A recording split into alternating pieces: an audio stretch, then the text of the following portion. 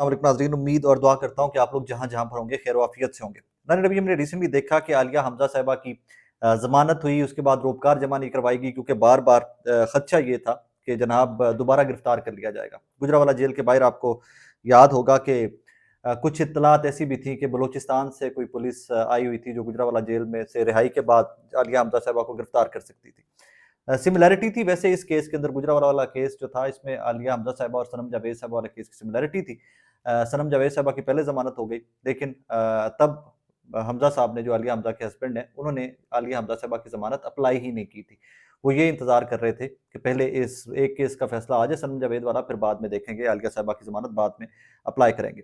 खैर, आज Lahore high court Salman अकरम राजा साहब जो हैं, उन्होंने दलाइल दिए कि जी एक में ज़मानत मिलती है तो गिरफ्तार कर लिया जाता है, इस तरह के दलाइल एंड ऑल दैट, जो सारे रिसेंट एग्जांपल्स हैं वो सामने रखी।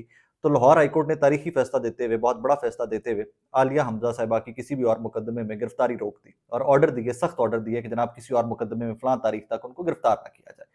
अब उसके बाद और इसमें not to forget Parvez Malik साहब, मारिया बलोच साहिबा, ये वो 2 वकला हैं जो यहाँ से गुजरांवाला जाकर, यहाँ से सरगोदा जाकर, यहाँ से मियाँ वाली जाकर, दूसरे सिटीज़ में जाकर 9 मई के मुकदमात में पाकिस्तान तहरीक-ए-इंसाफ के जो लोग थे, जो मुल्ज़मान थे, उनकी ज़मानतें करवाते रहे, उनके मुकदमात लड़ते रहे।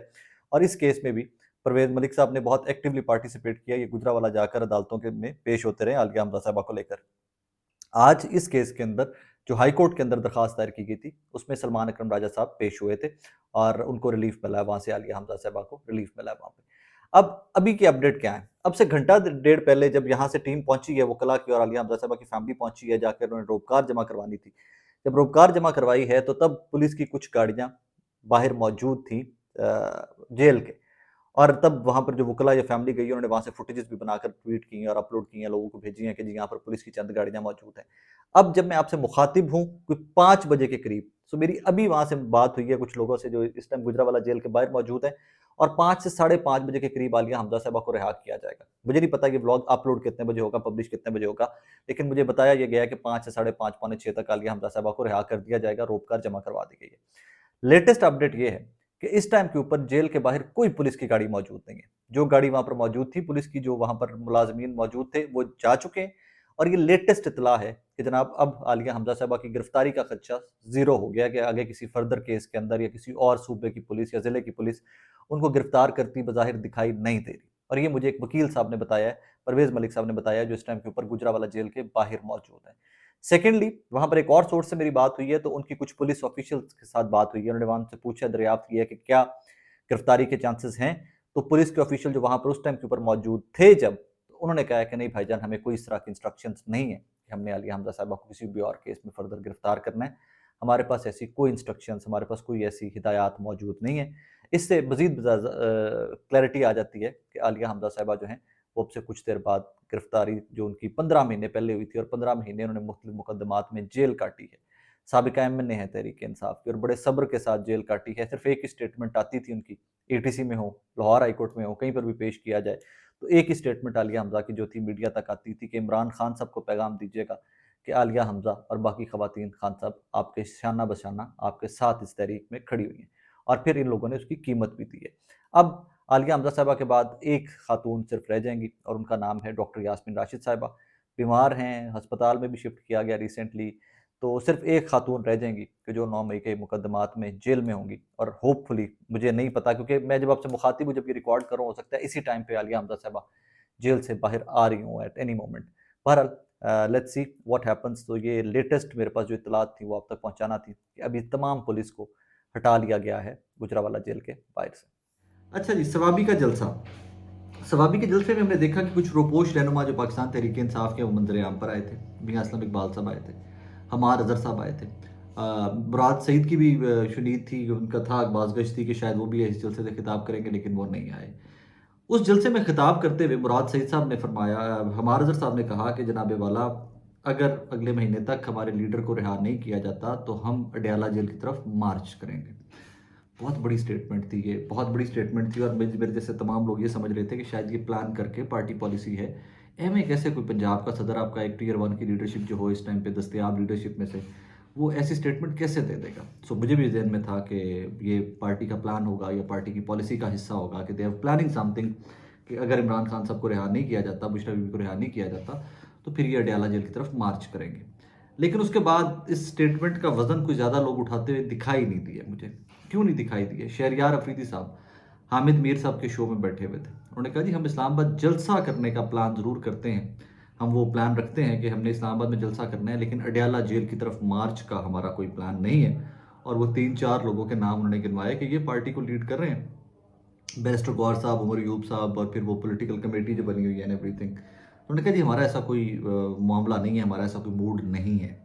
उसके ऊपर उन्होंने कहा जी हमारे सर ने जो कहा वो स्लिप ऑफ टंग हो सकता है, कि उनकी ज़ाती वो स्लिप ऑफ टंग हो गया है और दैट इज़ इट।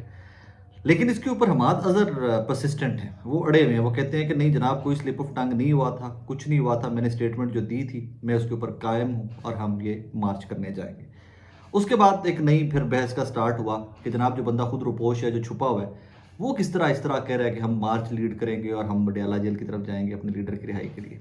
अब से कुछ देर पहले हमारे अज़र की तफसीलन स्टेटमेंट आई है उसके ऊपर, तो आपको क्लैरिटी आएगी कि पाकिस्तान तहरीक इंसाफ के अंदर ही ग्रुप बंदी, सफ बंदी और किस हद तक कन्फ्यूजन मौजूद है, जो इस जमात का बेड़ा गर्क करेगी और कर रही है, अभी भी कर रही है।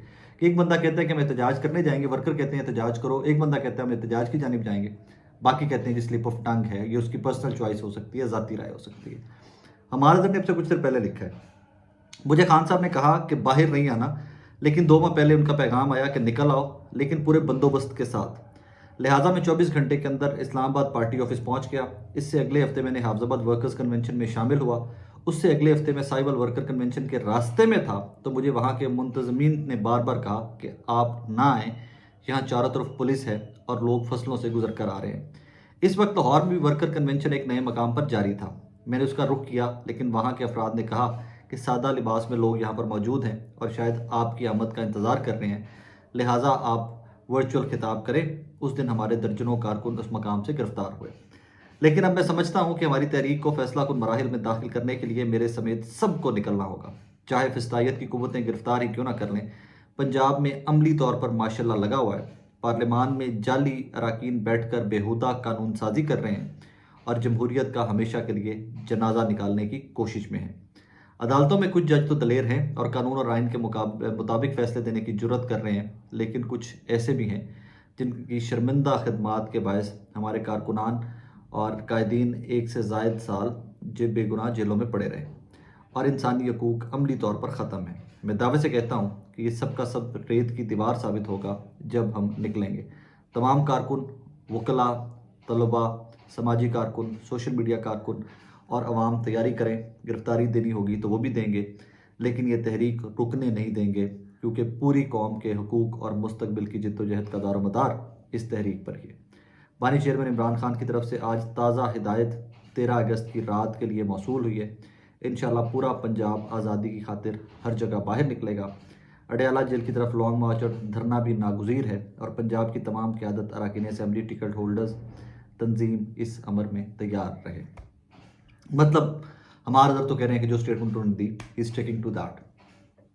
सवाल ये है कि फिर शहरयार अफरीदी साहब ने अपनी ही पार्टी के नैरेटिव को या एहतजाजी तहरीक को क्यों नुकसान पहुंचाया, ये कह करके ये स्लिप ऑफ टंग है। क्यों वो इस चीज़ से किनारा कशी इख्तियार कर रहे हैं कि हम किसी किस्म की एहतजाजी तहरीक नहीं चलाना चाहते। क्या मतलब, I am sorry to say that, worker का सवाल होता है। मैं ये सवाल भी देख रहा था कुछ देर पहले ट्विटर के ऊपर, एक्स के ऊपर, कुछ लोगों ने कहा हुआ था क्या ये लोग चाहते हैं कि इमरान खान सिर्फ अंदर रहें और ये लोग नेशनल असेंबली में बैठे हैं, कभी कहते हैं हम इस्तीफे देने लगे। ये शहरयार अफरीदी साहब ने कहा जी कि हो सकता है मेरा ये असेंबली से आखिरी खिताब हो, फिर वहाँ के वहाँ बैठे हुए। तो ये चल क्या रहा है, व्हाट इज़ द रिफ्ट, क्या है, कन्फ्यूजन है, इसको क्लैरिटी में लेके आए ना। पार्टी भी, तहरीक इंसाफ को भी चाहिए कि क्लैरिटी में लेके आए, क्योंकि ये लोग तो सब बाहर मौजे कर रहे हैं। I am sorry to say that. हाँ, इन सब ने बहुत मुश्किल टाइम काटा है, शहरयार अफरीदी साहब ने बहुत मुश्किल टाइम काटा है, लेकिन कोई भी इस तरह की स्टेटमेंट इनको दे देना कि जिससे इनकी पार्टी की कॉज को नुकसान पहुंचे। इनका एक पंजाब का सदर एक स्टेटमेंट दे रहा है और आप उस स्टेटमेंट की नफ़ी कर रहे हो, सो इससे आप अपने वर्कर को डिमोटिवेट कर रहे हो। आप अपने वर्कर को, उसका दिल जो है वो दिल हार जाएगा इस तरह। I don't know what is their plan, may be ये गुड कॉप बैड कॉप वाली सिनेरियो है, लेकिन गुड कॉप बैड कॉप मुझे नज़र नहीं आता इस पार्टी पॉलिसी के अंदर।